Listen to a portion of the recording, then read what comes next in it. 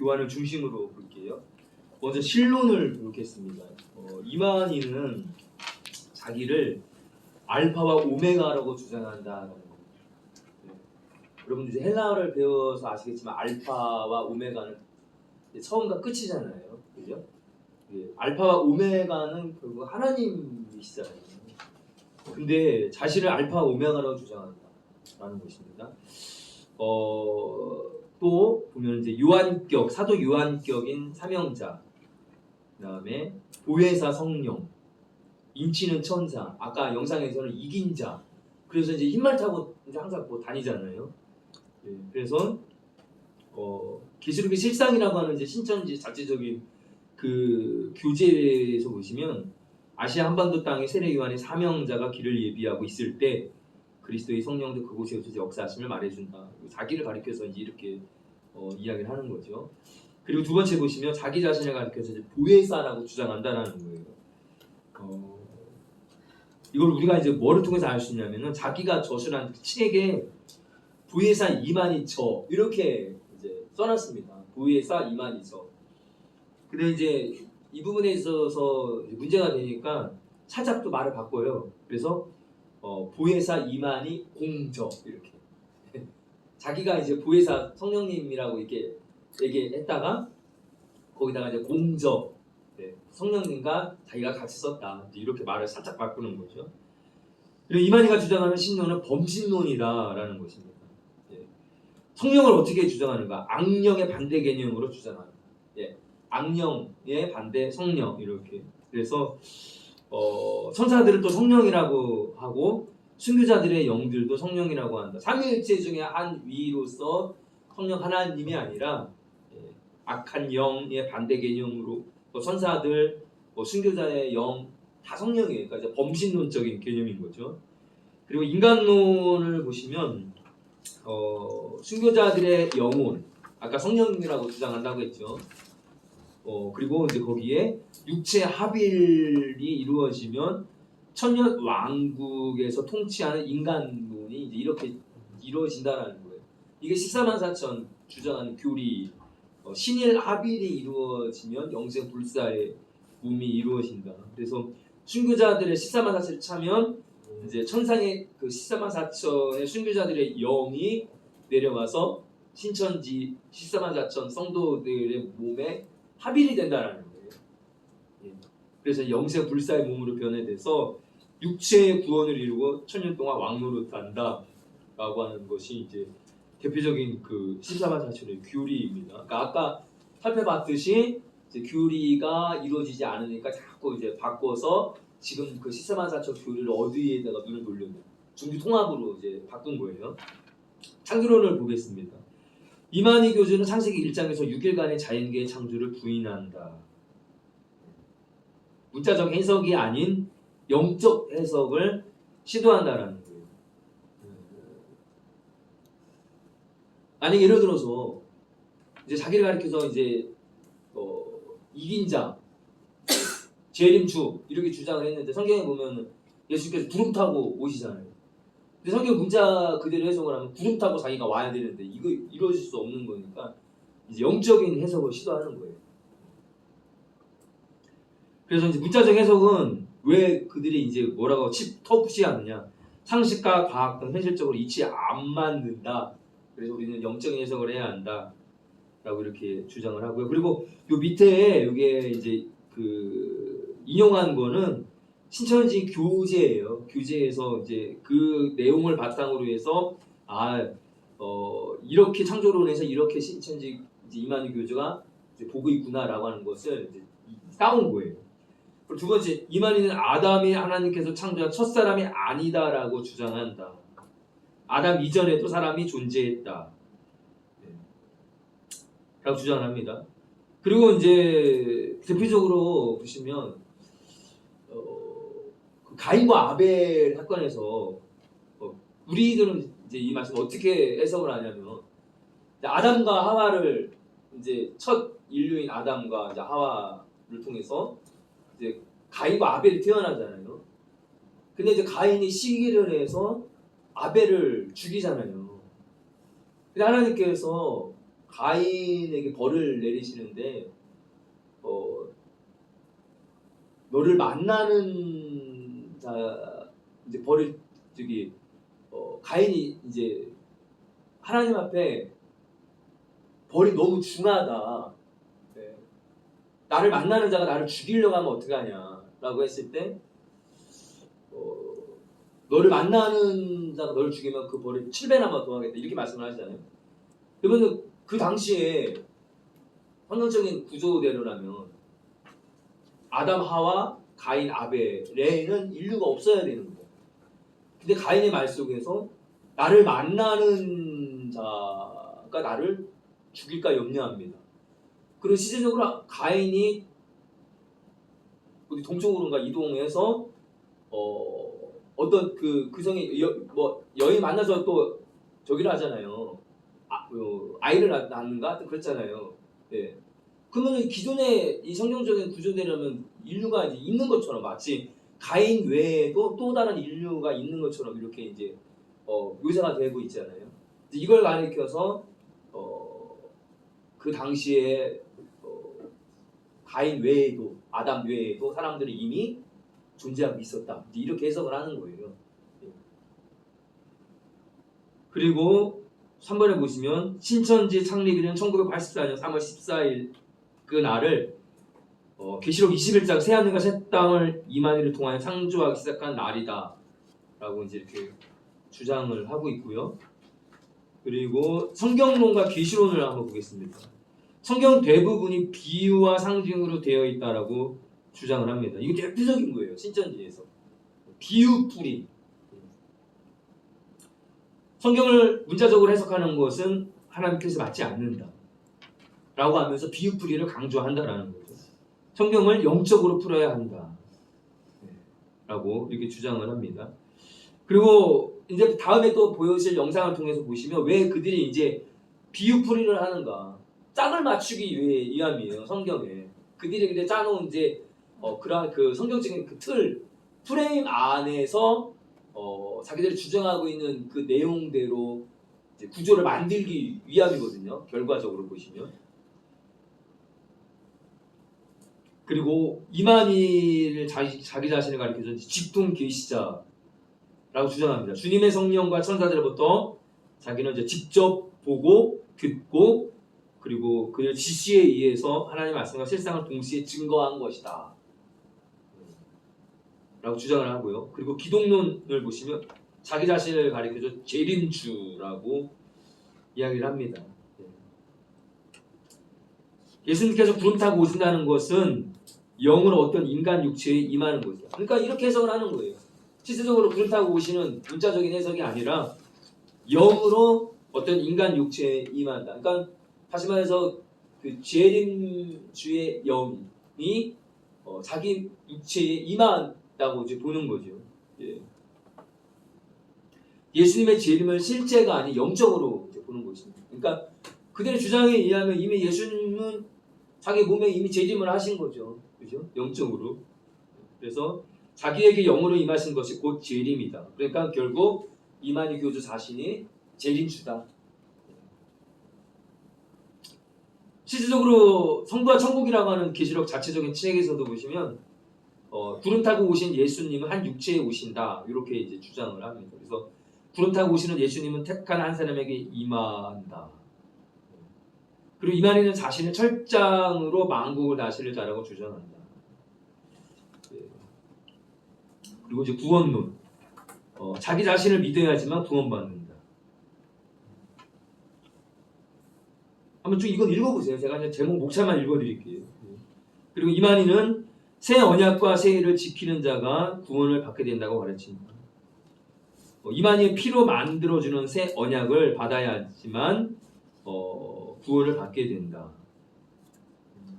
그리고 이만희 교주가 그렇게 강조하는 새 언약이란 교주 자신을 혈서로 써서 만들었다는 새 언약서를 지칭하는 것이다.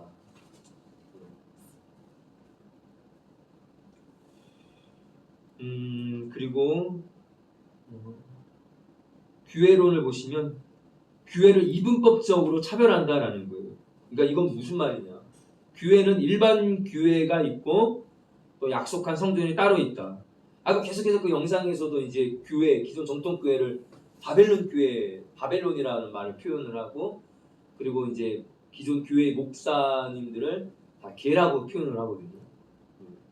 그래서 이 시대에 약속한 성전은 오직 신천지 교회다. 그래서 계시록에 나오는 증거 장막 성전이라고 하는 명칭을 그대로 따온다. 그래서 신천지 예수교 증거 장막 성전은 성경대로 창조된 하나의 장막이 이 땅에서 이루어지고 있는 성전이라는 사실을 그 이름에서 이제 보여주고 있다라는 것이죠. 종말론을 보겠습니다. 자기 자신을 믿지 않는 것이 곧 심판이다. 네, 제가 구태여 다른 설명을 굳이 부여 설명을 안 하는 이유가 설명을 할 그런 가치가 없기 때문에 제가 그냥 넘어가는 거예요. 자기 자신을 믿지 않는 것이 곧 심판이다. 뭘 설명하겠습니까? 이거를. 그죠? 이게 이렇게 주장한다. 한번 쭉 읽어보시기 바래요. 이렇게. 그리고 종말은 시대마다 온다고 주장한다. 한 세대가 끝나고 또 한 세가 올 때 그때가 바로 종말이다. 다시 말해서 시대마다 여러 번의 종말이 있다고 이렇게 주장을 합니다. 신천지에서는. 그래서 마지막 때 주님의 재림으로 인한 지구의 우주적인 종말을 결과적으로 이제 부인하는 거죠. 예수님의 재림은 이미 이루어졌고 자기를 통해서 자기 육체의 영으로 임하셨기 때문에 그래서 마지막 때 우주적으로 임하는 지구적인 그러한 종말을 부인하는 거예요. 그래서 각각 시대마다 이제 종말이 있고 그때마다 그 종말에서 구원할 이제 구세주가 등장을 하는 거죠. 그래서 한 세대에 새로운 인물이 나타날 때마다 그 인물에 의하여 그 시대의 종말이 온다.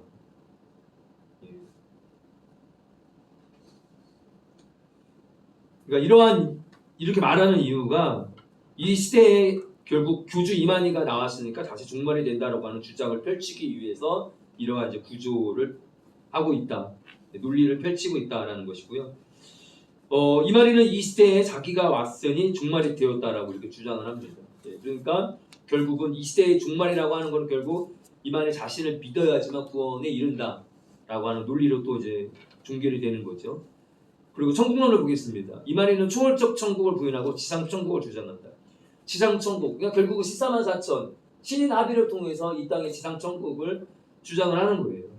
그래서 초월적 천국 개념이 사라진 신천지 천국 창조설로 그로 인해 지상 천국이 이루어지는 여호와 증인과 같은 비슷한 여호와 증인이 주장하고 있는 그것과 비슷한 천국론을 주장을 하고 있다라는 것입니다. 그래서 이러한 이제 교리적인 내용들이 있다라는 것이고요. 그리고 따로 이제 신천지 접근에 대한 포교법은 제가 아까 말씀드린 것처럼 소개를 드리지 않겠어요. 구체적으로 이제 나와 있거든요. 그래서 이거 한번 쭉 읽어보시고 이것을 어떻게 접근하고 있는지 아는 것이 중요해요. 그래서 말로 설명하는 것보다 이제 이게 프린트물로 갖고 있는 문서화된 것도 필요해서 나눠드렸고요. 그리고 다시 한번 영상을 또 몇 개를 좀 보겠습니다. 그래서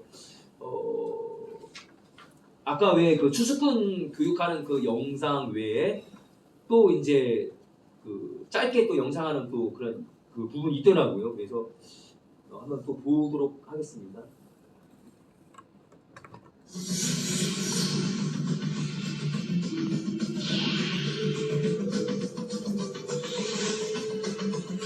이 예전 영상이랑 화질이 좀 좋지가 않아요.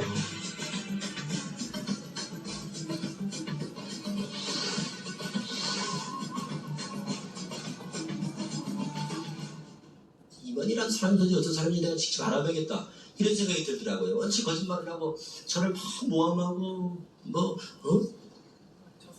너무 오버액션을 하는 거예요. 저에 대해서 과잉 반응을 하더라고요. 그래서 좀 이상해서 알아봐야겠다 하고 제가 이제 이번에 쭉 신앙 전력을 추적하면서 이제 알아본 거예요.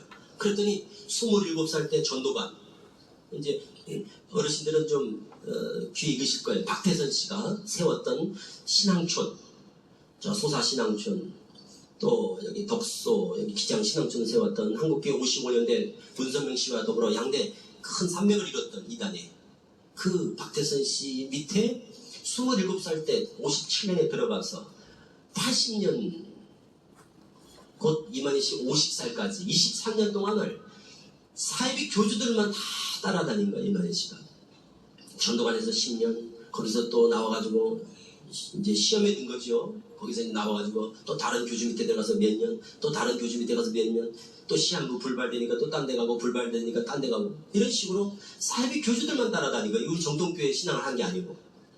그리고 교주들 밑에서 배우면 뭘 배웠겠어요? 보고 듣는 게 그건데, 보이는 하나님, 보이는 예수, 보이는 메시아, 이거 아니에요? 공통점이 있습니다. 교주들의 공통점. 크게 세 가지. 돈, 여자, 권력입니다. 교주는 정통교회에서 정상적으로 신앙하다가 갑자기 나 계시 받았습니다. 내가 예수입니다. 이런 사람 별로 없습니다.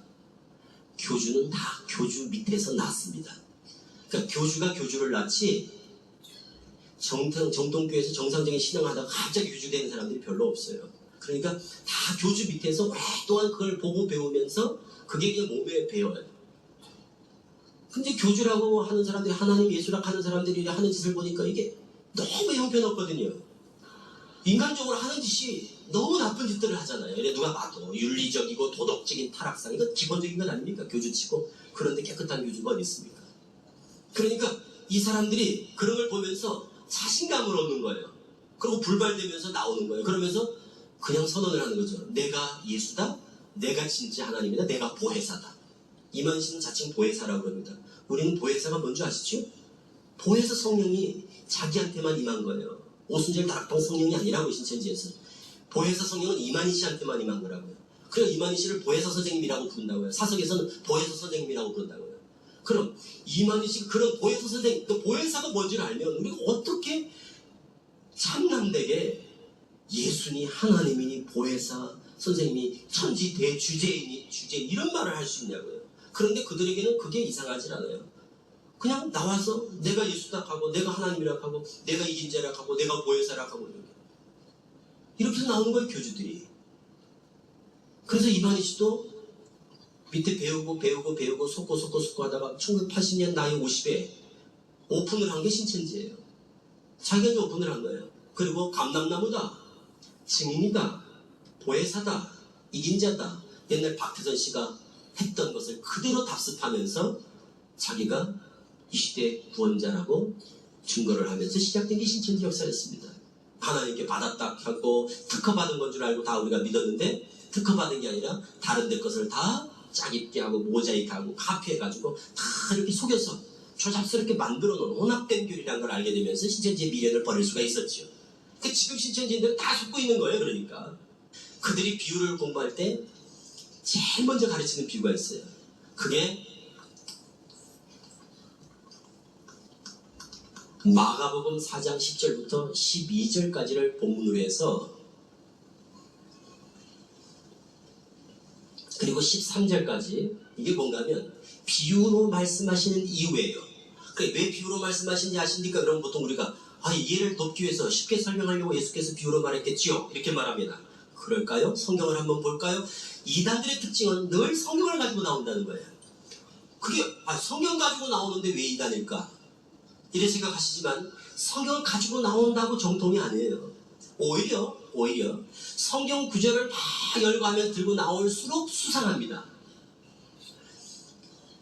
우리가 정통 복음을 전하는 데는 성경 구절이 막 구약 신약 해가지고 막 짝을 찾듯이 문답하듯이 뭘 찾아내듯이 막 엮어가지고 막 이렇게 안 해도 복음을 전하는 건 가능한데 사이비 교주를 메시아로 만들어가는 그걸 믿게 하기 위한 사전 포석으로서 비유풀이를 가지고 성경을 왜곡시켜서 결국 자기들이 의도한 대로 끌고 가기 위해서는 성경을 여기저기 막 엮어가지고 해가지고 한참 엮어내지 않으면 그 작품을 만들어낼 수가 없어요. 그게 비유풀이가 동원되는 이유입니다. 그러니까 성경이 뭐예요? 비유라는 건 영적으로 본다는 거거든요. 구름 하면 구름이 돼서는 안 되잖아요. 예수님께서 구름 타고 온다 이래 되는데 구름이 되면 안 되잖아요. 자기가 구름 타고 올 거예요? 교주가? 그러니까 그거는 비유다. 이렇게 해야지만 자기 것을 합리화시키기 위해서 아주 인수격으로 다 이렇게 깨 맞추는 거거든요. 그러니까 비유를 뭐라고 전제하는가 하면 비유는 비밀이다 이거예요. 그러니까 비유는 드러내기 위해서 얘기하는 게 아니라 비유는 감추기 위한 수단이다. 비유는 비밀을 감추기 위해서 비유로 말하는 것이다라는 게 대전제가 되는 거예요. 그러니까 비유는 비밀, 비유는 봉하기 위한 것이다. 그래서 심지어 이렇게 얘기합니다. 비유를 모르면 죄사함을 못 받는다. 이런 얘기하는 데가 있으니까 신천지입니다. 우리는 죄사함의 문제는 오직 무엇으로? 예수님의 피죠. 십자가, 피를 이야기하는데 신천지는 비유를 모르면 죄사함을 못 받는다. 이게 얼마나 황당한 얘기입니까? 그런데 그 구절을 이 마가복음 4장 10절부터 12절을 근거로 해서 제시한다니까요. 그 내용을 읽어보면 일견 그렇게 보여질 것 같은 그런 우리가 성경을 이렇게 이해가 안 된다, 오해할 만한 소지가 그 안에 있거든요. 그러니까 그들도 다 뭘 들고 나온다고요. 그러니까 성경 구절을 막 쟀다. 우리가 잘 모르는 성경 구절을. 그러다 보니까 우리가 전문가가 아닌 이상 그거에 대해서 정확하게 대답을 못할 수 있거든요. 그런 약점을 이용해서 파고듭니다. 그래서 비유는 죄사함과 직결된다. 그러니까 이거 근본 우리의 복음과는 완전히 배치되는 거죠. 어떻게 비유를 깨달아야 구원을 받아요? 어떻게 비유를 알아야 죄사함을 받아요? 그런데 그 비유는 어디 가야 풀어지냐? 이만희 씨한테로 가야 풀어진다라는 논리예요. 신천지를 가야 비유가 풀어진다는 논리예요. 그러니까 죄사함 받으려면 어디 가야 되냐? 신천지 밖에는 죄사함 받을 데가 없다라는 논리란 말이에요. 거기서 예수의 피가 어디 있고 십자가가 어디 있습니까? 이것처럼 반복음이요, 다른 복음이요, 이건 완전히 이건 성경적인 어떤 근거도 없는 이런 황당한 교리를 가능하게 하는 게 이거 한 구절이라니까. 그러니까 이단들은 이런 식으로 한 구절을 가지고 전체를 다 뒤집어 엎는다고요. 작은 것 한 구절을 가지고 전 근본적인 것을 뒤엎어버리는. 그럼 예수 그리스도의 피, 십자가, 보혈에 대한 구원의 확신, 속죄에 대한 확신을 가지고 있는 사람들은 이런 얘기를 하면 정면 충돌을 하니까 갈등을 한다고. 최소한 갈등이라도 하면서 아이고 나 이거 뭐가 뭔지 모르겠다, 목사님한테 한번 여쭤봐야겠다, 이렇게라도 돼야 되는데 이걸 딱 들으면서 와 이런 게 있었네 하면서 확 빨려 들어가는 건 예수의 피가 그에게 무슨 의미가 있었냐 이거예요. 그동안 결국 우리가 믿지 못하는 게 죄예요. 결국 이 예수 그리스도에 대한 속죄와 구원의 확신을 갖지 못하는 그 불신의 터 위에서 결국 이단들이 역사를 하는 거지. 우리가 온전히 복음에 붙잡혀 있으면, 지금 생각하니까 그래요. 복음에 붙잡혀 있는 사람, 오직 예수 신앙에 투철한 사람, 그리고 구원의 확신을 갖는 사람, 속죄의 어떤 확신을 갖는 사람, 이런 사람들은 이런 얘기를 들어도 오히려 다 튕겨져 나가죠. 왜? 너무 이상한 거니까. 예수 그리스도로 이미 우리가 십자가로 구원을 받은, 속죄를 얻은 우리에게 비유를 모르면 죄사함이 없다니, 이건 뭔가 어떤 다른 의미가 있을 거야, 이렇게 돌아가야 되는 거 아닙니까? 이거를 우리가 바꿀 수는 없죠. 십자가의 이 복음을 바꿀 수는 없죠. 이걸 구절을 가지고. 그리고 제일 먼저 13절입니다. 그게 뭐냐? 씨에 대한 비유예요. 이 씨에 대한 비유를 알지 못할진데 어떻게 다른 모든 비유를 알 수 있겠냐. 그래서 제일 먼저 배우는 게 씨예요. 그럼 제가 말씀드리는 이겁니다. 이들이 자, 센터를 찾아갔든 가정에서든 그게 어떤 공원에서 하든 카페에서 만났든 비유를, 성경을 얘기하면서 마태 13장 31절부터 32절을 인용하면서 천국의 비유를 씨, 겨자씨 비유죠. 겨자씨 비유입니다. 천국은 마치 밭에 심은 겨자씨 하나 같으니, 처음에는 작은 씨지만 나중에는 이 큰 나무가 되니까 공중에 새들이 와서 그 가지에 깃들이더라. 요 내용을, 요 그림을 잘 보시라고 그런 거예요. 이런 그림을 그리면서 씨, 밭, 나무, 새가 와서 깃들었다. 그래서 신천지가 비유를 푸는 겁니다. 비유한 씨는 몇 장 몇 절, 누가복음 8장 11절, 비유한 밭은 몇 장 몇 절, 나무는 몇 장 몇 절, 새는 몇 장 몇 절, 이런 식으로 비유를 풀어요. 한 절 한 절 다 성경을 대면서. 성도들은 여기서 이런 생각을 합니다. 너무나 성경적이다, 이렇게 생각하는 거예요. 성경을 다 대니까. 새는 뭔지 보겠습니다. 마태복음 3장 16절, 비둘기 같은 성령. 그러니까 비둘기는 성령이고 까마귀는 악령을 비유한 것이다. 이런 식으로 새는 영이다. 그리고 나무는 사람이다. 밭은 사람의 마음이다. 씨는 하나님의 말씀이다. 이런 식으로 몇 장 몇 절 몇 장 몇 절을 대면 대부분이 지금 신자들이 어떤 생각을 하냐면 너무나 성경적이다. 왜? 성경을 다 근거로 하니까. 자, 이 그림을 그리면서 옆에서 성경을 가지고 다가오는 사람이 있으면 이 그림을 꼭 보세요. 100% 신천지입니다.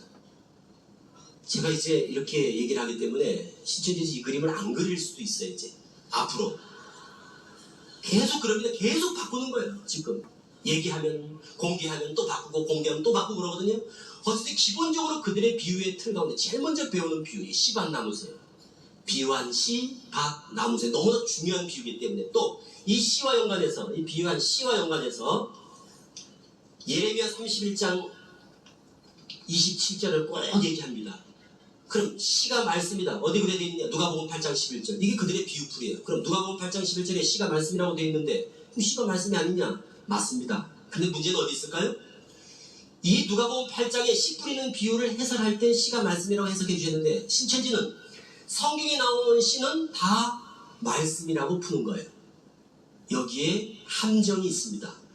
신천지에서는 시가 나오면 다 이렇게 푸는 거예요. 시는 누가복음에 봐라 뭐라고 되어 있느냐? 말씀이라고 하지 않았느냐? 그러므로 시는 말씀이다 라고 보는 거예요. 그래서 그들은 성경 낱말 뜻을 영어 단어 공부하듯이 코드화해서 이렇게 공부합니다. 그들은 공부하는 거예요. 그래서 시험 봅니다. 시는 말씀, 나무는 사람, 새는 영,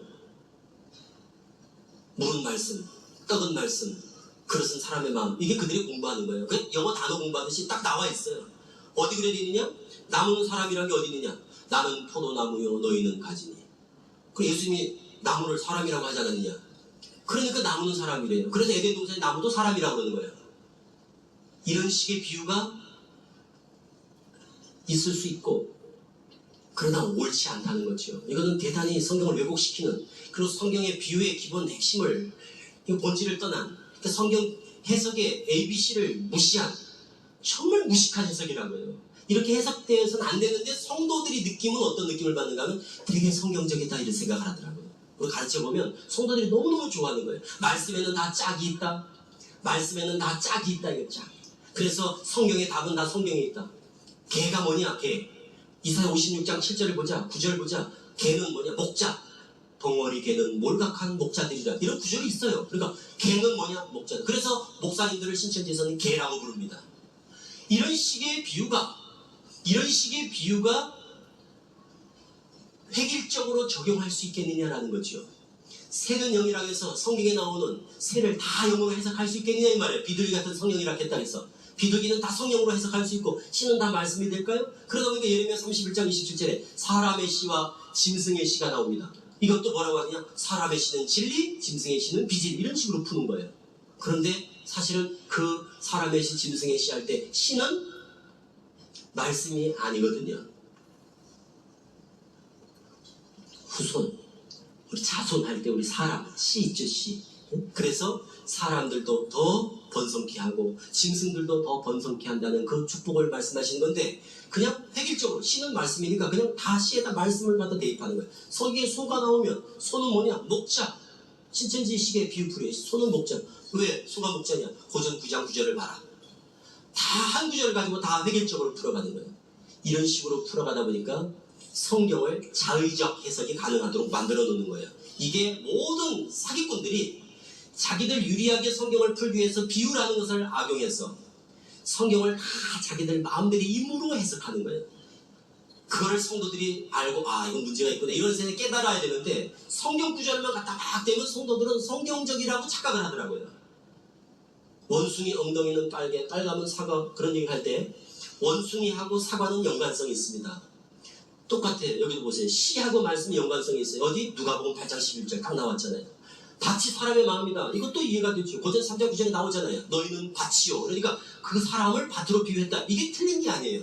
그렇다고 해서 성경에 나오는 밭을 다 사람의 마음이라고 다 풀어갈 수 있겠냐 이 말이에요. 그러니까 한 구절을 가지고 다 획일적으로 적용하는 것은 옳지 않다는 거거든요. 그건 비유에 대해서 이해를 못하는 거예요. 그러니까 원숭이하고 엉덩이는 이해가 돼요. 왜? 빨갛다는 공통 분모가 있죠. 그거를 몇 장 몇 절로 다 연결한다니까요. 그리고 사과하고 바나나도 연관이 되죠. 또 바나나하고 기차하고 연관이 돼. 길다 이런. 그것과 다 연관이 있어요. 그렇다고 해서 원숭이 엉덩이는 백두산은 아니라는 거죠. 그게 신천지식의 비유풀이의 오류예요. 그게. 그러니까 논리 비약이 아니라고요. 이거 논리 자체가 이건 서질 않는 거예요. 논리가 서질 않는 거라고. 비약의 차원이 아니란 말이에요. 원숭이 엉덩이가 어떻게 비행기가 되냐 이 말이에요. 그럼 이렇게 얘기합니다.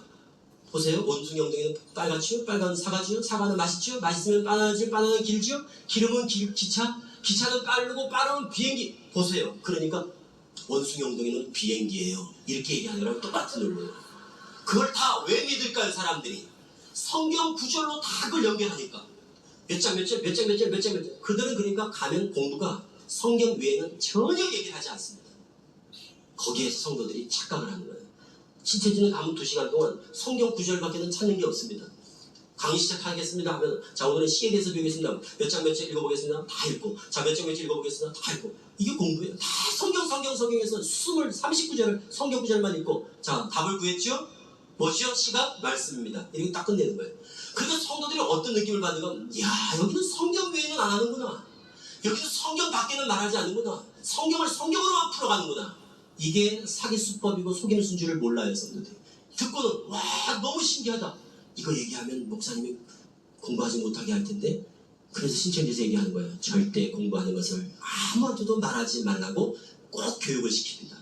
그러면 절대 이 얘기를 가족들한테도 하지 말고 교회에도 얘기하지 말고 이러면 어떻게 해야 됩니까? 우리가 정상적으로 신앙하는 성도 같으면 꼭 해야죠. 그렇지 않습니까? 이만희 씨는 자기 자신을 그냥 메시아라고 하고 공식 홈페이지에다 딱 써놨어요. 뭐라고 해놨냐면 이렇게 놨습니다. 구약은 한마디로 예수 그리스도를 증거한 것이고 신약은 한마디로 이긴 자를 증거한 것이다. 이긴 자가 이만희 씨를 말하거든요. 구약은 한마디로 예수 증거, 신약은 한마디로 이만희 증거 이런 얘기예요. 그렇다면 그보다 더 적그리스도지고 반복음적이고 반성경적인 게 어디 있습니까? 또 보시죠. 그들의 신앙 고백, 이만희 이긴 자, 그는 주요 그리스도시요 살아계신 하나님의 아들이다. 이게 신천지의 신앙 고백이에요. 우리하고는 신앙 고백이 다르잖아요. 저 나오고 난 다음에 교리가 많이 바뀌었습니다. 제가 나와서 이 얘기를 가지고 막 공격을 하니까 이만희 씨가 다 그냥 납작 엎드려져가지고 꼬리를 탁 감추고, 그리고 지금 우리는 예수 믿어야 구원받는다 하고 예수의 십자가가 어떻고 예수의 보혈이 어떻고 이런 식으로 다 손바닥으로 하늘을 가리는 격이 있죠. 그 다음 보실까요? 여기 보세요. 총회장님의 말씀 한마디가 태양보다 더 뜨겁습니다. 우리에겐 만유의 대주제 총회장님, 만유의 대주제가 뭔지를 모르는 거예요. 만유의 대주제는 오직 누구에게만? 하나님에게만 돌릴 수 있는 만유의 대주제 총회장님이라고 그러잖아요. 그런데도 이게 이만희 교주를 신격화하지 않았다고 얘기할 수 있겠습니까? 넘겨보시죠. 보혜사 이만희, 보혜사. 요한복음 14, 15, 16장에 나오는 다른 보혜사를 보낸다 할 때 그 보혜사 성령이 이만희 씨에게만 왔습니다. 그래서 이 땅에 6개의 보혜사예요. 그래서 처음에 책 나올 때는 이래서 썼어요. 보혜사 이만희 이랬다가 바라 자기를 보혜사라고 한다고 막 비난하니까 보혜사 이만희 이렇게 바꾼 거예요. 네? 보혜사 성령이 자기를 함께 한다는 거예요. 자기. 그래서 공전하는 거 공전. 영과 육이 하나가 돼서 책을 썼다는 얘기입니다. 1년 동안 뭘 하느냐? 성경 공부입니다. 비밀 개인 공부는 1차 공부는 한두 달 공부합니다. 여기서 우리는 다돈치쳐야 돼요. 이 자리에 계신 분들은 1단계 이 성경 공부에서 다돈치를 챌 수 있어야 됩니다. 금방 챌 수 있습니다. 1단계만 여기만 우리가 걸러내면요, 그 다음 단계로 넘어갈 것도 없어요. 1단계에서 바로 새신자 교육으로 넘어갈 수 없어요. 반드시 1단계, 2단계 공부를 다 풀코스를 마쳐야만 그 다음에 수료식에 참석해서 수료하고 교적부 쓰고 세가족부 참석해서 지문인식해서 예배 출석. 이게 그들의 신천지인이 되는 과정입니다. 누구도 이 과정을 피해갈 수 없어요. 그러니까 우리는 1단계, 2단계 눈치를 채면 되겠죠. 1단계가 뭐냐? 소위 복음방이라고 그러면서 저쪽에서 개인적으로 공부하는 거예요. 2명, 3명이서 그룹으로 공부합니다. 지금 이 자리에 혹시 3명이서 어디선가 공부를 하고 계시는 분 계시면 그거는 신천지 강사의 거의 80%입니다. 공부를 하고 있다, 성경 공부를. 그런데 신천지라고 안 해요, 이 사람들이. 그러니까 이럽니다. 전화해가지고 저 여기 공부하는 내용이 이런 거 배웠는데요. 그러면 그 신천지입니다. 그럼 그분은 사랑의 교회 다닌다고 그러던데요? 선교사라고 그러던데요? 이런 식으로 대답하는 분들이 있다니까 지금도요. 성경 공부를 하고 있으면서도. 그래서 1단계 성경 공부 이 과정에서 반드시 눈치를 채셔야 됩니다. 친분을 쌓았어요. 그럼 두 사람이서 친해졌을 때 이 사람이 바로 다이렉트로 공부 안 가르친다고 그랬지 않습니까? 이 신천지 바람잡이가 있어요. 나한테 접근을 했어요. 친해졌어요. 이 사람이 저한테 공부 한번 해볼래요? 이렇게 안 한다니까요. 반드시 한 사람을 꼭 끼워 넣는다고요. 그리고 센터로 딱 2차로 넘기는 거예요. 가면 4, 50명, 서울 같은 경우는 한 100명 이상씩 공부를 합니다. 센터 가면. 그 100명이 어떤 사람이에요? 다 다 이렇게 속아서 온 사람들이에요. 신천지를 모르고 와서 공부하다가 이제 올려서 모아서 공부를 하는 거예요. 그러면 학교 같은 데가 있습니다. 그런 데서 2차 공부를 합니다. 그 2차 공부하는 데는 어떤 곳이냐? 전국이 똑같습니다. 그 커리큘럼이 똑같다고요. 그러니까 요걸 기억하세요. 5만 원 면접 이거예요. 4가지. 면접을 본다. 가는데 면접을 본다. 6개월 코스락 한다. 월화목금 공부한다 그런다. 돈을 5만 원 내라 한다. 이러면 무조건 신천지였어요. 전국은 다 똑같았습니다. 그래서 이제는 계속 홍보를 했더니 요즘 최근에 이렇게 바꿨더라고요. 6개월이 아니라 8개월까지 하고 월화금 아니면 월화목 토요일날 보충 수업 이런 식으로 한다거나 5만 원이 아니라 5만 5천 원 6만 원 할부로 받고 그러니까 이렇게 변형을 주는 거예요. 똑같이 하면 거기 걸릴까봐. 그러나 큰 틀을 아시라는 거예요. 정통교회 침투하는 거는 추수꾼이라고 그랬습니다. 교회 들어옵니다. 보통 새가족들을 통해 들어오겠지요. 그리고 이사 왔다고 들어오겠지요. 그리고 누굴 통해서 들어오겠지요. 그럴 때 신원 확인 철저히 해야 됩니다. 새가족부에서는 가명 쓰고 들어옵니다. 그리고 신천지 위장술 넘겨보세요. 이제 쭉 위장교회. 자, 지금 대세는 전국적으로 위장교회, 위장기도원, 위장동아리, 위장문화센터입니다. 다 가짜로 하는 거예요. 이건 위장교회입니다. 또 이거 위장세미나입니다. 말씀혁명 대집회. 이게 신천지에서 했던 겁니다. 요즘은 이제는 공개적으로 합니다. 공개적으로 이제 신천지를 표방하고 집회를 합니다. 또 넘겨보시죠. 이런데 인도를 하는 사람들 있죠. 바람 잡는 사람. 내가 이런 전단지를 받았는데 이런 포스터를 봤는데 공부 한번 해보러 갈까? 하고 딱 떠보는 사람들 있죠. 이거는 대부분 신천지입니다. 자기가 나 신천지인데 같이 가지 이러지 않는다고요. 자기도 마치 정통교회 교인인데 한번 가볼까? 어떨까? 내가 가서 보면 이거 잘 모를 것 같은데 네가 한번 가서 한번 보고 판단해 줄래? 이런 식으로 중간에서 바람을 잡는다. 이거 신천지들이. 그리고 위장봉사단체 있죠. 만남이라는 단체. 사단법인 만남에서 행하는 것은 이 만남 자체가 신천지 위장봉사단체입니다. 그 다음 보세요. 문화센터, 사회복지, 예술 이거 있죠? 자원봉사 이게 다 지금 위장 활동하는 거예요. 위장해서 활동하는 거예요. 또 사단법인 얼지킴이 이랬더니 대전에서 이걸 아직도 모르는 분들이 많은 거예요. 아직도. 서울에서는 사단법인 만남 알고 대전 같으면 얼지킴이 이런 데서 하는 거 이거 다 위장봉사단체에서 하는 겁니다. 여기 보세요. 이거 예쁜 글씨 쓰는 거 POP 또 뭐예요 이거 기타, 악기, 어학 에어로빅 이런 다양한 것들을 가지고 다 수많은 곳에 올무를 놓고 있어요. 운동을 하는데 옆에서 누가 친해져가지고 같이 밥 먹고 너무 친해진 거예요. 운동하니까. 운동하다 보면 금방 가까워지잖아요. 그래가지고 성경 공부를 유도한 거예요. 성경 공부가 만들어지면 이거는 100% 확신하시고 딱 그 날부터 딱 중단을 하셔야 된다니까요. 이게 실질적으로 지금 있었던 거예요. 충대 같은 경우. 헌혈 동아리. 이게 실질적으로 다 하고 있던 거예요. 거기서 그냥 다 오픈했어. 그 충대생들이 깜짝깜짝 놀라는 거예요. 이거 보면서 나도 저기 아는데 이게 지금 버젓이 학교에서 지금 동아리가 있어지고 있다니까요. 넘겨보시죠. 싸이월드 카페 운영하는 거 조심하시고 또 그 다음 자원봉사단체 조심하시고 설문조사 이런 거 또 넘겨보세요. 신문 또 인터넷 방송 SCJ 이니셜을 따라서 신천지 SCJ 이게 라디오 방송입니다. 천지일보를 가지고 이렇게 홍보한다거나 이렇게 알려준다 이러면 일단 주의 있게 보시라는 거예요. 그 다음 넘겨보세요. 뉴스 천지입니다. 인터넷 신문 뉴스 천지. 그리고 성경 백독 사관학교 이런 분들, 성경 백독 사관학교 혹시 들으신 분들 계실 거예요. 이분도 신천지 공부한 걸 가지고 강의 시간에 이렇게 전하다가 문제가 됐던 것 아닙니까? 자, 신천지인들만의 독특한 용어, 신천지인들이 쓰는 독특한 이걸 일반 교회를 바벨론 교회라고 합니다. 그러니까 무슨 교회, 연세중앙교회 이렇게 하지 않고 그냥 바벨론 교회예요. 다 그냥 모든 교회는 바벨론이라고 그래요. 그 말 중에 어떤 바벨론 이런 말이 나오면 유심히 들으시라는 거예요. 목사님들을 개라고 그래요. 그리고 거짓말 속임수전도 하는 걸 모략전도라고 그러고 그리고 일반 교회에서 신천지로 옮기는 걸 유월한다 그래요. 유월절 있죠. 유월이라는 말을 그렇게 통용합니다. 그리고 빈자, 비유, 이긴 자, 때를 따라 양식을 나눠줄 자, 배도 멸망구원 이거 아주 많이 쓰는 거예요. 공부하는 중에도 나옵니다. 배멸구 기억해주세요. 배멸구가 아니라 배멸구, 배도 멸망구원 이건 신천지인들이 쓰는 말입니다. 그러니까 배멸구를 얘기하면 이거는 신천지일 가능성이 있다는 생각을 하시면 돼요. 그리고 예언과 실상, 도의 추모 완전한 것, 그리고 인마진제 14만 4천은 신앙에 사면서 지신행, 지식 믿음 행함, 이것도 지신행, 이런 공부를 누가 했다 첫 시간에. 이거는 신천지 교육 과정입니다. 계시록의 3가지 비밀 이런 거 넘겨보세요. 그리고 신천지들의 특징 중에 주기도문 할 때 대개를 하지 않는 특징, 대개 안 하는 교회도 정통교회도 있습니다만 그들을 분별하는 데 있어서 참고하시라는 거예요. 대개를 안 한다는 거. 왜? 성경이 없어서 안 한다 이거예요. 한글 개혁 성경에는 대개가 없잖아요. 그 다음 사도신경 하지 않는다. 본디오 빌라도에게 고난을 받은 사, 본디오 빌라도에게 덮어 씌웠다 그런다고요.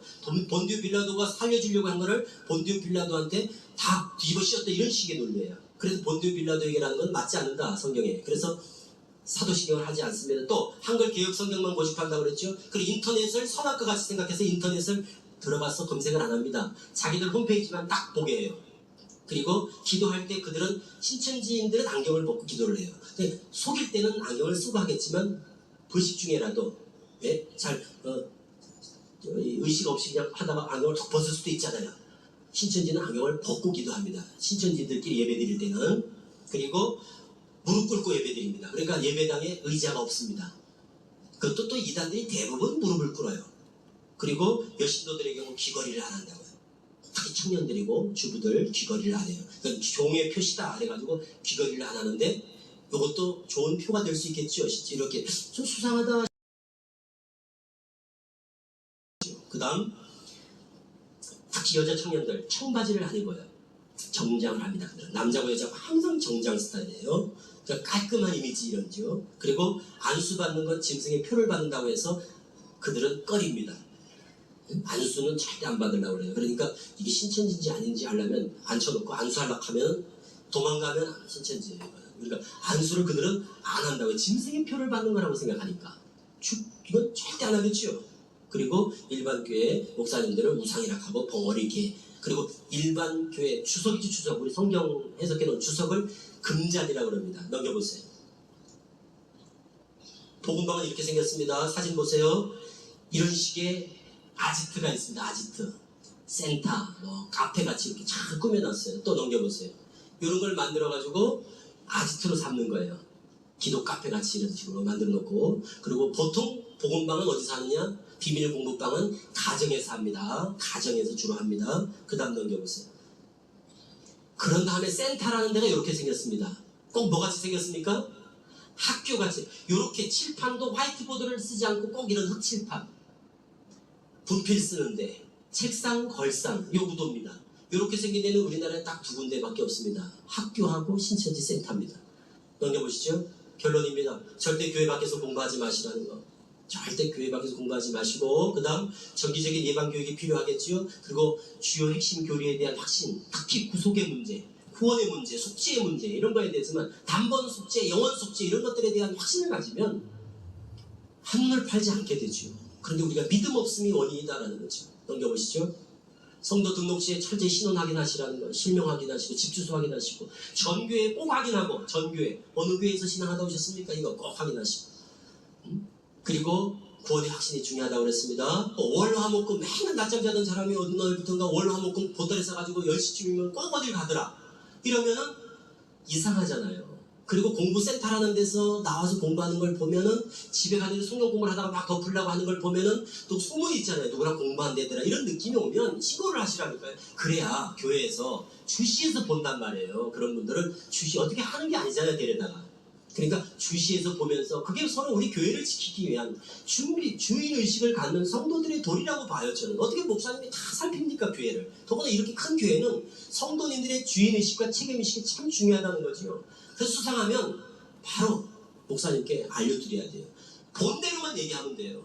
누가 나한테 접근했는데 막 전화번호를 알려고 그러고 또 누가 막 사람들하고 모여가지고 따로 뭘 가르치는 걸 봤습니다. 이런 것들 얘기는 해주셔야 된다니까요.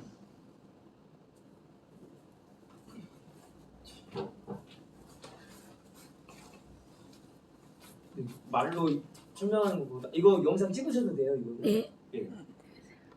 말로 설명하는 것보다 이렇게 영상을 보는 게 나을 것 같아서 고요. 보는 김에 이거 하나만 더 볼게요. 이게 어떤 그 교육하는 영상이 있는데 제가 지금 확인이 안 돼가지고 이건지 저건지를. 자신을 재림예수라 지칭한 적 없다며 이단성을 철저히 부인해온 이만희. 과연 신천지 측이 직접 제작한 동영상 속 이만희는 어떤 존재일까? 스승의 날 행사에 상영된 영상. 여기에서 이만희는 곧잘 예수님에 비유된다.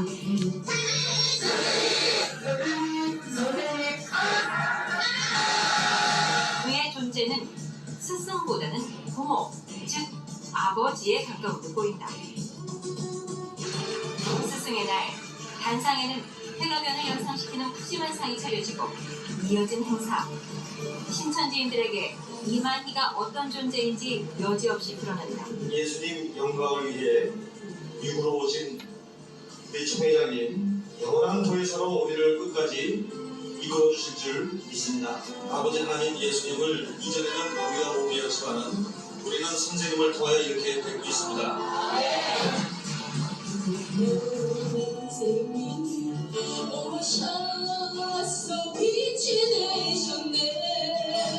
오랜 시간 공들여 준비한 듯한 공연에서 이만희가 절대적인 존재로 자리매김해왔음을 알 수 있다.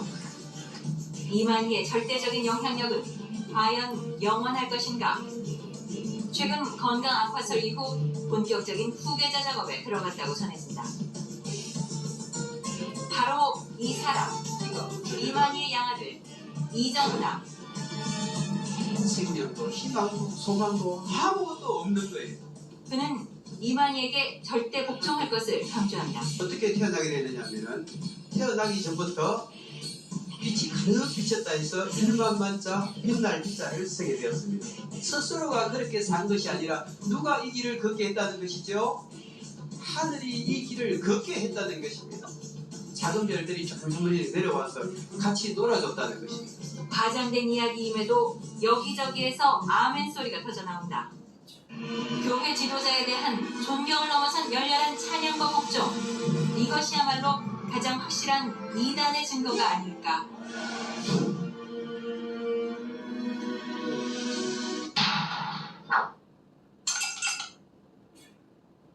자, 누구같이 지혜롭게?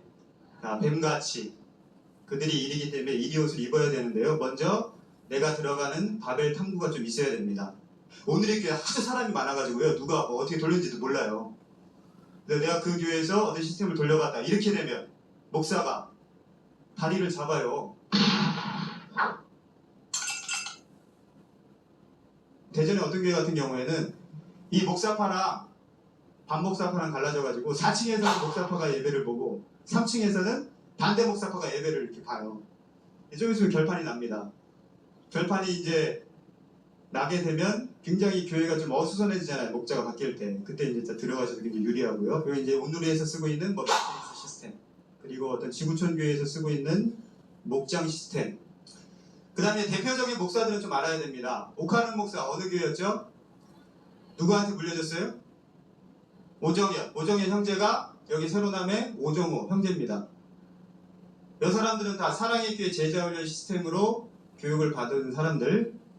자, 그 다음에 조영기 목사 아시고요.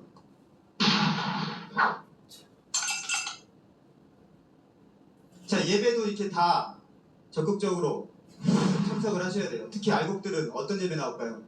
새벽 예배. 그리고 축구하는 데가 있어요, 축구. 근데 예를 들어 내가 축구를 싫어해. 안 가는 겁니다. 그래서 왜 안 갔어? 내 축구 싫어해. 그렇게 되면 안 된다는 거예요. 내가 축구를 싫어하더라도 막 맨날 공치할 때 개발에 맞더라도 거기 가셔가지고 친분을 다지시기 위해서. 자, 성돌기 개념 아시겠죠? 모든 모임들에 이렇게 참석을 하는 겁니다. 그 다음에 이것 좀 요즘에 광고가 좀 많이 되고 있는 거기 때문에 신천지는 들어오자마자 막 다 모임 다 나오고 막 너무나 열심히 하고 막 튄다는 거죠. 그래서 들어와서 초반에 열심히 하면 신천지다. 또 이렇게 하는 데가 있어요. 근데 알곡이 아니야. 첫 번째 시작. 두 번째, 세 번째, 네 번째.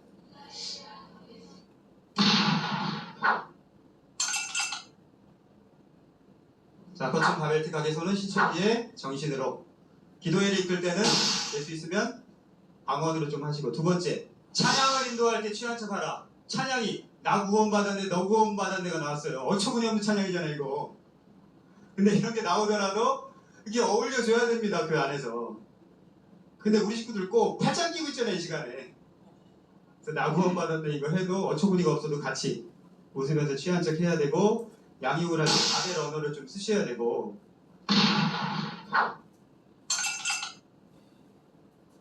이런 다양한 부분에서 저희들이 다 정복을 해나가야 돼요. 여러분의 재능을 살려서.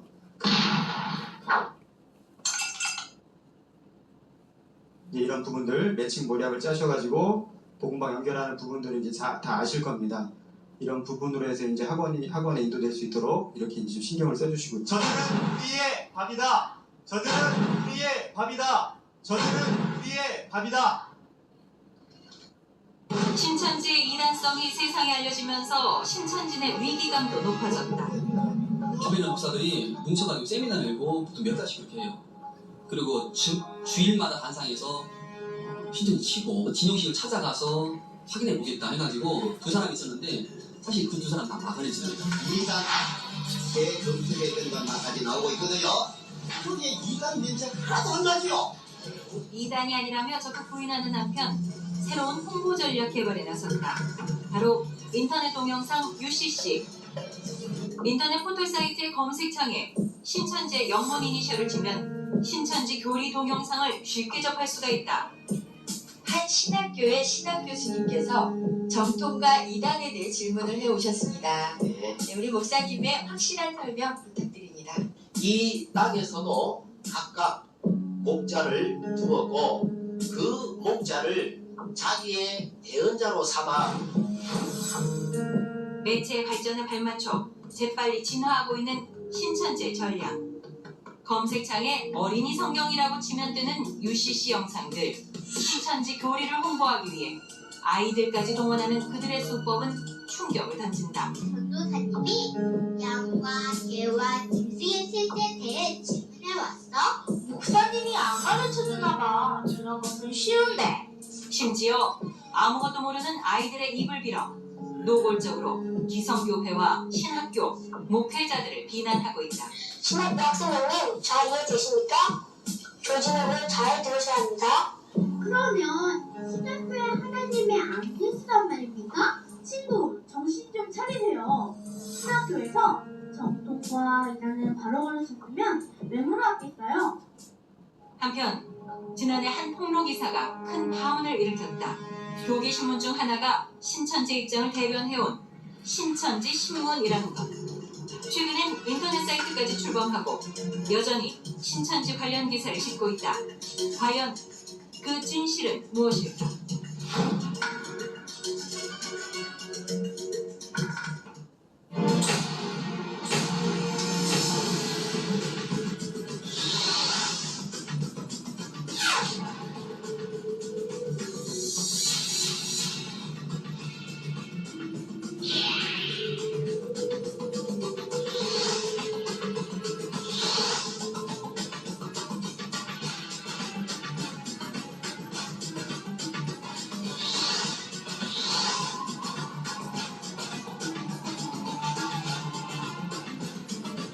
소수가 대부분 우리의 맛입니다. 맞죠?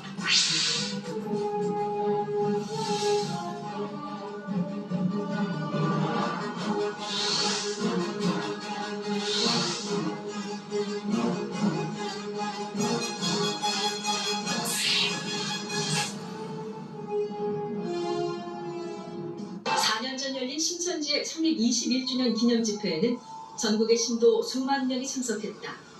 이러한 놀라운 재력과 동원력은 어떻게 가능했던 것일까? 이들은 신천지가 창설된 1984년을 신천기 1년으로 둘 정도로 강조하면서도 공공연히 자신들이 과거에 이단의 뿌리를 두고 있다고 주장하고 있다. 좌편이 아들 유재열 씨입니다. 이완희는 특히 장막 성전을 지은 유재열과의 관련성을 강조한다.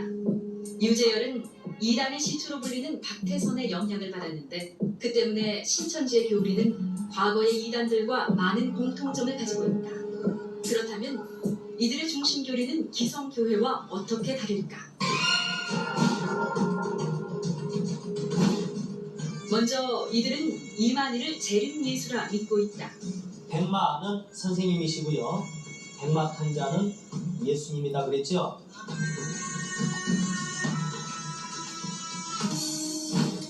그리고 이들은 자신만의 비유풀이로 성경을 기존 교리와는 다르게 해석하고 있다.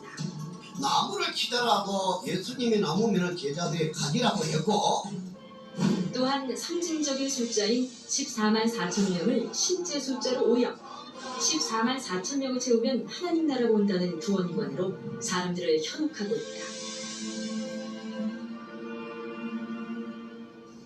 재림 예수와 종말론을 바탕으로 한 이단의 역사가 지금 신천지를 통해 계승되어 그 세를 확장하고 있는 것이다. 그들의 주장은 한국 기독교에 어떤 영향을 미치고 있는가?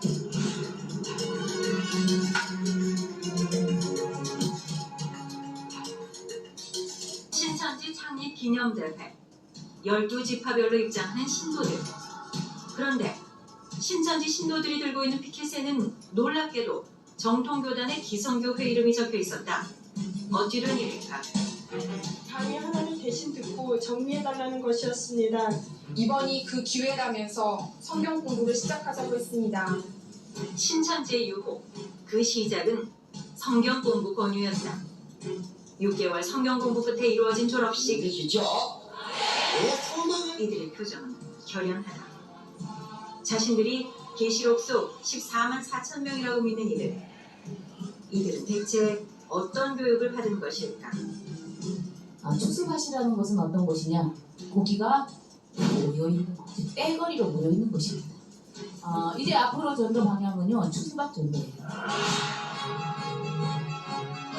모이는 교회의 통로 입구에 가서 모이죠? 뭐 정해진 시간 딱 있잖아요. 고기들이 모이는 그 장소 근처에 가서 그 시간대에 모일 때에 가서 딱 낚시 들이우고 걷어내는 겁니다. 지금 교회를 알아보는 중이다. 지금 신앙을 열심히 하다가 해야 됩니다. 열심히 하다가 뭐 하나 시험 들어가지고 뭐가 안 돼. 목자. 알겠죠?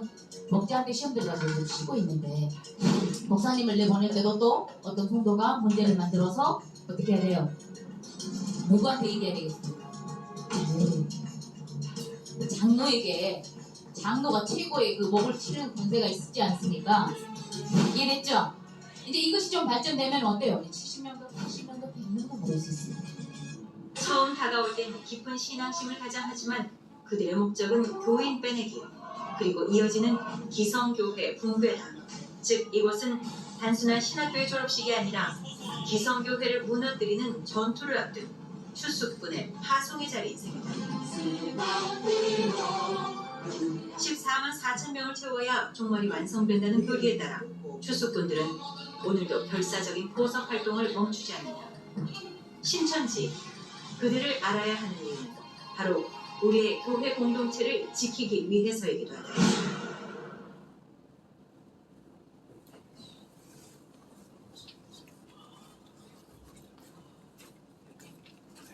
네, 앞으로 이제 뭐 신천지뿐만이 아니라 이제 다른 그 이단들을 살펴볼 때 또 이렇게 영상이 필요한 영상들이 있으면 또 이렇게 또 시청각을 또 활용해서 보도록 하겠습니다. 그래서 제가 이렇게 설명드리는 것보다 영상을 통해서 보는 게 더 피부에 와닿을 것 같아요. 또 구체적으로 또 설명하고 있고, 그래서 나눠드린 프린트문을 참고하시고, 이거는 이제 그 신천지 접근하는 법 나눠드린 거는 꼭 보셔서 이제 확인해 보시고 미리미리 좀 대비할 수 있는. 그래서 예전 영상이고 예전 그러한 그 전략들이긴 하지만, 하여튼 이거를 이제 기본으로 해서 좀 방법만 다시 새롭게 추가되는 것뿐인 거지, 이러한 기조는 계속 가고 있다, 흘러가고 있다라는 것입니다. 그래서 지금보다도 더 많이 교세가 확장됐고 더 많은 그러한 그 기상천외한 방법으로 이제 접근을 하고 있지만, 또 우리들도 깨어서 또 기도하고, 무엇보다도 이제 우리 안에 계신 성령님께서 또 이 분별할 수 있는 또 분별의 영을 또 우리들에게 또 주시잖아요. 그래서 미혹에 걸려 넘어지지 않는 이제 우리 교회와 또 우리 성도들이 또 되기를 또 원하는 그런 마음으로 또 이단을 이렇게 공부하는 것이 필요하지 않나. 그래서 여러 가지 이단들을 이제 이렇게 자료들을 이렇게 준비하면서 항상 이렇게 드는 생각이 뭐냐면 한결 같아요. 이단들의 교주들은. 그런데 이런 어처구니 없는 말도 안 되는 그러한 그 주장들을 어떻게 믿을 수가 있을까? 어떻게 속아 넘어갈 수가 있을까? 라는 생각이 항상 이렇게 질문처럼 오거든요. 어떻게 이럴 수가 있지?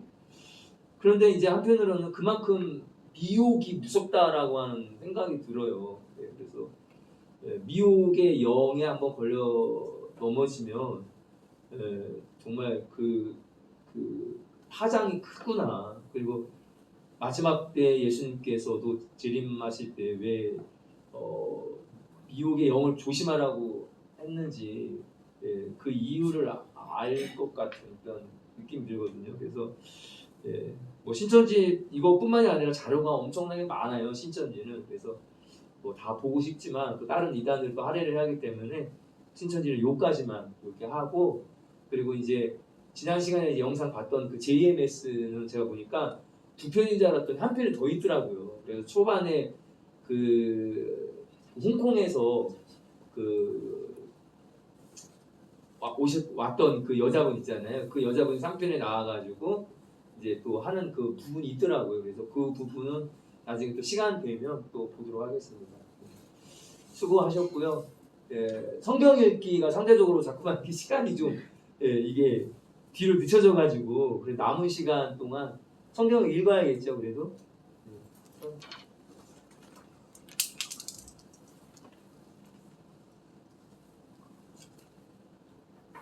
화면 좀 선생님 돌려주시네요. 지난 시간에 호세아서 9장 이제 읽을 차례네요.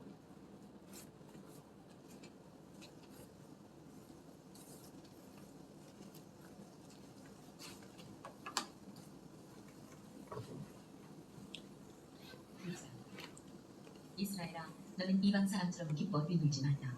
내가 음행하여 내 하나님을 떠나고 각 타작마당에서 음행의 값을 좋아하였느니라. 타작마당이나 술들이 그들을 기르지 못할 것이며 새 포도주도 떨어질 것이요. 그들은 여호와의 땅에 거주하지 못하며 에브라임은 애굽으로 다시 가고 아수르에서 더러운 것을 먹을 것이니라. 그들은 여호와께 포도주를 부어드리지 못하며 여호와께서 기뻐하시는 바도 되지 못할 것이라. 그들의 재물은 애굽하는 자의 떡과 같아서 그것을 먹는 자는 더러워지나니 그들의 떡은 자기의 먹기만 소용될 뿐이라. 여호와의 집에 드릴 것이 아니니라. 너희는 명절날과 여호와의 절기의 날에 무엇을 하겠느냐? 보라, 그들이 멸망을 피하여 갈지라도 애굽은 그들을 모으고 노은 그들을 장사하리니 그들의 은은 귀한 것이나 찔레가 덮을 것이요 그들의 장막 안에는 가시 덩굴이 퍼지리라. 형벌의 날이 이르렀고 보응의 날이 오는 것을 이스라엘이 알지라. 선지자가 어리석었고 신에 감동하는 자가 미쳤나니 이는 내 죄악이 많고 내 원한이 큼이니라.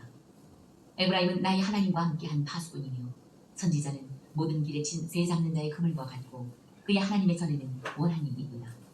그들은 기브아의 시대와 같이 심히 부패한지라. 여호와께서 그 악을 기억하시고 그 죄를 벌하시리라. 옛적에 내가 이스라엘을 만나기를 광야에서 포도를 만남같이 하였으니 너희 조상들을 보기를 무화과 나무에서 처음 맺힌 첫 열매를 본받지 하였거늘 그들이 바알 보올에 가서 부끄러운 우상에게 몸을 들이므로 저희가 사랑하는 우상같이 가증하여졌도다. 에브라임의 영광이 새같이 날아가리니 배산하는 것이나 아이 되는 것이나 임신하는 것이 없으리라. 곧 그들이 자식을 기를지라도 내가 그 자식을 없이하여 한 사람도 남기지 아니할 것이라.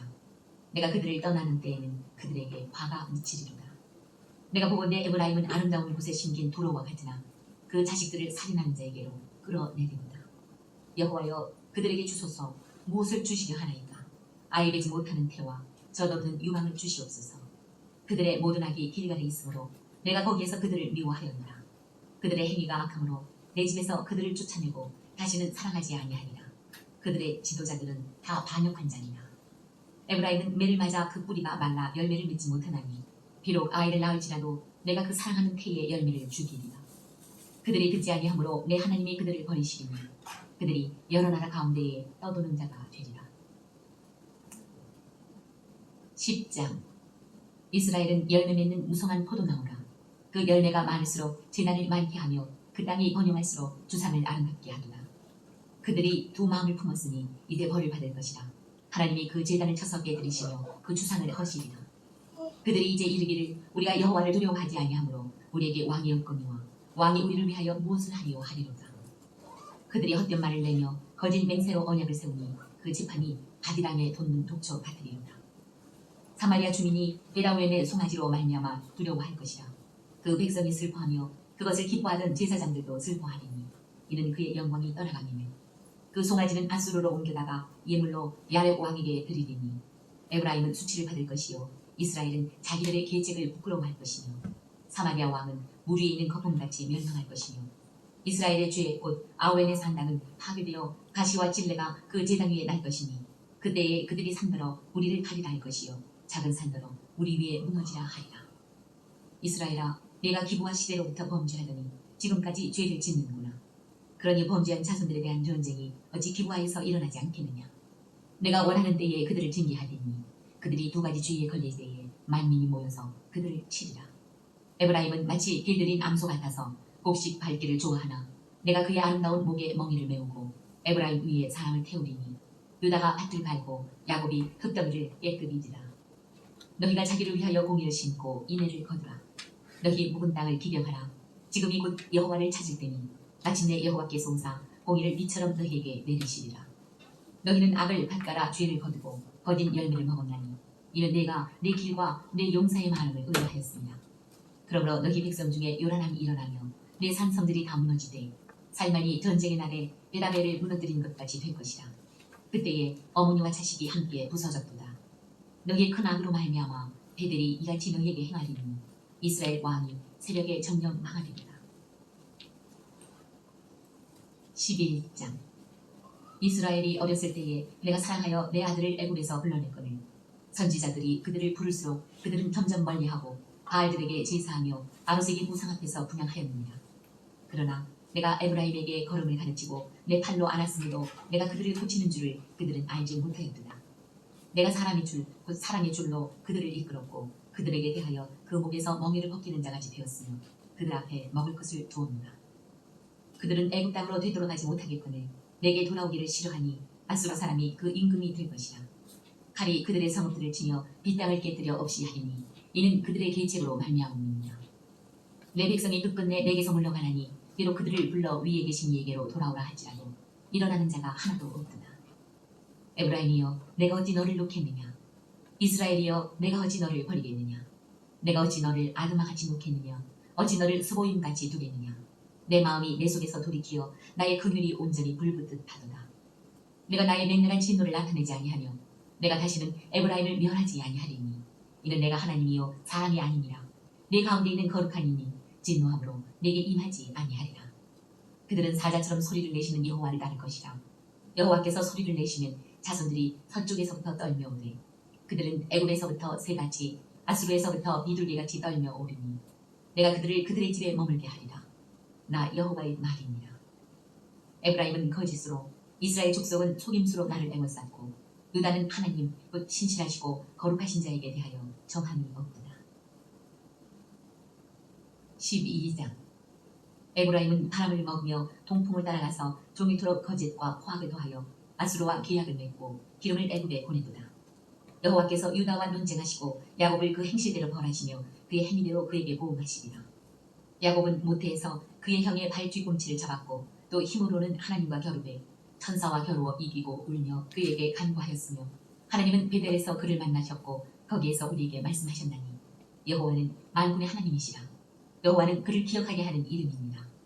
그런즉 너희 하나님께로 돌아와서 인애와 정의를 지키며 항상 너희 하나님을 바랄지니라. 그는 상인이라 손에 거짓 저울을 가지고 속이기를 좋아하는도다. 에브라임이 말하기를 나는 실로 부자라 내가 재물을 얻었는데 내가 수고한 모든 것 중에서 죄라 할 만한 불의를 내게서 찾아낼 자 없으리라 하거니와 내가 애굽 땅에 있을 때부터 나는 내 하나님 여호와니라. 내가 너로 다시 장막에 거주하게 하기를 명절날에 하던 것 같게 하리라. 내가 여러 선지자에게 말하였고 이상을 많이 보였으며 선지자들을 통하여 비유를 베풀었노라. 길앗은 불의한 것이냐? 과연 그러하다. 그들은 거짓되도다. 길갈에서는 무리가 수송아지로 제사를 드리며 그 제단은 밭이랑에 쌓인 돌무더기 같도다. 야곱이 아람에 들러 도망하였으며 이스라엘이 아내를 얻기 위하여 사람을 섬기며 아내를 얻기 위하여 양을 쳤고 여호와께서는 한 선지자로 이스라엘을 애굽에서 인도하여 내셨고 이스라엘이 한 선지자로 보호받았거늘 에브라임이 경노하게 함이 극심하였으니 그의 주께서 그의 피로 그의 위에 머물러 있게 하시며 그의 수치를 그에게 돌리시리라. 13장 에브라임이 말을 하면 사람들이 떨어도다. 그가 이스라엘 중에서 자기를 높이더니 바알로 말미암아 범죄함으로 망하였거늘 이제도 그들은 더욱 범죄하여 그 은으로 자기를 위하여 우상을 부어 만들되 자기의 정교함을 따라 우상을 만들었으며 그것은 다 은장색이 만든 것이거늘 그들은 그것에 대하여 말하기를 제사를 드리는 자는 송아지와 입을 맞출 것이라 하도다. 이러므로 그들은 아침 구름 같으며 쉬 사라지는 이슬 같으며 타작마당에서 광풍에 날리는 쭉종이 같으며 굴뚝에서 나가는 연기 같으리라. 그러나 애굽 땅에 있을 때부터 나는 내 하나님 여호와라. 나 밖에 내가 다른 신을 알지 말 것이라. 나 외에는 구원자가 없느니라. 내가 광야 많은 땅에서 너를 알았거늘 그들이 먹여준 대로 배가 불렀고 배가 부르니 그들의 마음이 교만하여 이로 말미암아 나를 잊었느니라. 그러므로 내가 그들에게 사자 같고 길가에서 기다리는 표범 같으니라. 내가 새끼 잃은 곰같이 그들을 만나 그의 염통 거풀을 찢고 거기서 암사자같이 그들을 삼키리라. 들 짐승이 그들을 찢으리라. 이스라엘아 내가 패망하였나니 이는 너를 도와주는 나를 대적함이니라. 전에 내가 이르기를 내게 왕과 지도자들을 주소서 하였느니라. 내 모든 서문에서 너를 구원할 자 곧 내 왕이 이제 어디 있으며 내 재판장들이 어디 있느냐.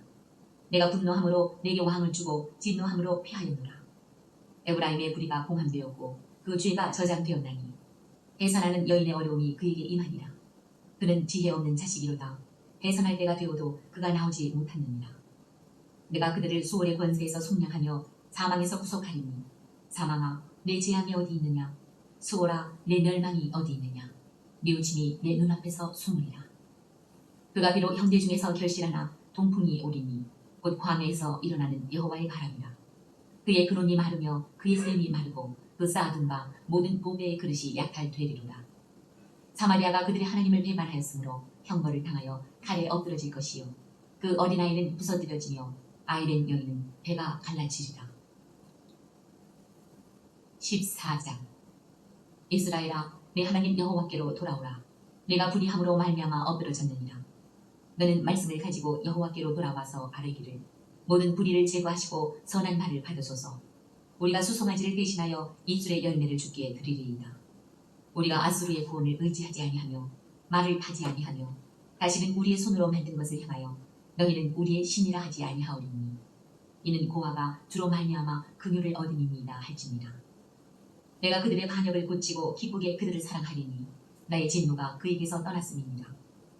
내가 이스라엘에게 이슬과 같으리니 그가 백합화같이 피겠고 레바논 백향목같이 뿌리가 박힐 것이라.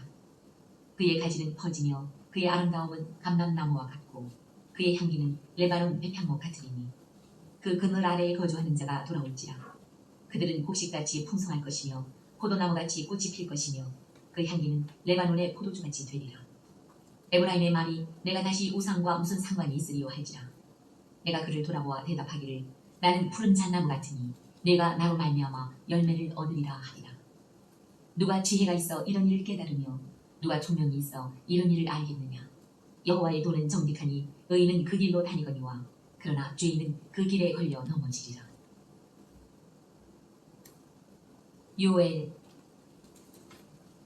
유엘서는 이제 다음 시간에 읽도록 하겠습니다. 소신선지서랑 짧아서 금방금방 넘어가요. 그래서 구약은 금방 끝날 것 같아요. 수고 많으셨습니다.